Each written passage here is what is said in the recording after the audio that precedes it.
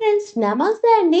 Welcome back to my channel. ఈరోజు మన recipe evening snacks అనేసరికి మనలో చాలా మందికి ఎంతో ఇష్టమైనటువంటి పునుగుల్ని ఎప్పుడూ చేసే విధంగా కాకుండా చాలా డిఫరెంట్గా టేస్టీగా అస్సలు ఆయిల్ అన్నది పీల్చకుండా ఉండే విధంగాను అటుకులతో ఎలా తయారు చేసుకోవాలో ఈ వీడియోలో మీతో షేర్ చేసుకోబోతున్నానండి.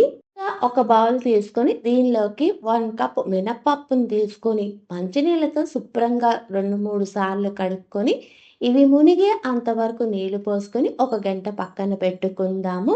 గంట తర్వాత ఒక మిక్సీ జార్ తీసుకొని మనం నానబెట్టుకున్నటువంటి మినపప్పులోని అస్సలు వాటర్ అన్నది లేకుండా మినపప్పు, 2 కప్పుల అటుకులు, ఇది నలగటానికి సరిపడా అంత పెరుగు, రుచికి అనుగుణంగా ఉప్పును వేసుకోవాలనమాట. ఇక్కడ నాకు పెరుగు అన్నది దగ్గరగా మనం తీసుకున్నటువంటి అటుకుల కప్పుతోని 2 కప్పుల పెరుగు తీసుకున్నానండి.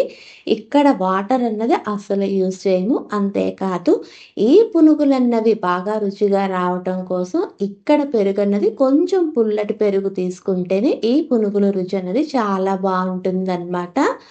ఇలా తీసుకున్న అన్ని ఇంగ్రీడియంట్స్‌ని కొంచెం బరగ్గాను మిక్సీ పట్టుకోవాలండి. ఇలా మిక్సీ పట్టుకున్న దాన్ని ఒక బౌల్‌లోకి తీసుకొని దీనిలోకి సన్నగా తరుక్కున్నటువంటి 4 పచ్చిమిరపకాయలు, సన్నగా తరిగినటువంటి 2 రెమ్మల కరివేపాకు, సన్నగా తరిగినటువంటి 2 టేబుల్ స్పూన్ కొత్తిమీర, సన్నగా తరిగినటువంటి ఒక మీడియం సైజు ఉల్లిపాయ ముక్కలను కూడా వేసుకున్న అన్ని ఇంగ్రీడియంట్స్ బాగా కలిసేటట్టు కలుపుకోవాలండి. ఇక్కడ వంట సోడా, ఇనో ఏమీ యూజ్ చెయ్యము. ఇలా కలుపుకున్న తర్వాత చూడండి పిండి అన్నది కొంచెం గట్టిగా ఉంది కదా! మామూలు పునుగులు వేసినట్లా కాకుండా ఈ పునుగుల పిండి అన్నది కొంచెం పిండిని తీసుకొని బాల్స్‌లా చేసుకోవాలనమాట. ఇలా వేసుకుంటే మాత్రమే ఈ పునుగులన్నవి పర్ఫెక్ట్ షేప్ వస్తాయన్నమాట.